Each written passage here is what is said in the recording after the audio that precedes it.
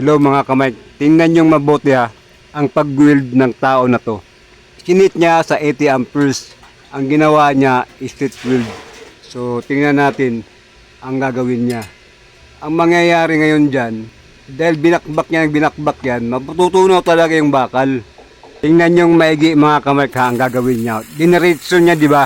Dineritso niya ang apirahe niya 80. Ang bakal is hindi siya makapal. Ang nature ng bakal, kapag nainitan niya, natutunaw talaga yan. Iyan ang nature ng bakal mga kamay. Ngayon, ang gagawin naman niya dyan is 70 ampere.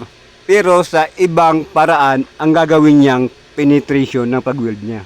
Tingnan nyo mabuti mga kamay ang gagawin niya. Sa una, 80 ampere. Pangalawa, 70 ampere.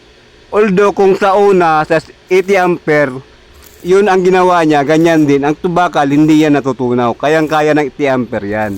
Yung ginagawa niya. Kasi ang video na to mga kamay is tutorial.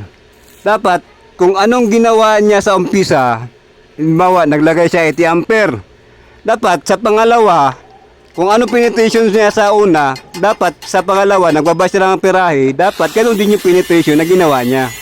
Para makita natin yung differences. Ang nangyari kasi rito, ang ginawa niya sa una is naka 80 amperes siya. Pangalawa is 70 amperes.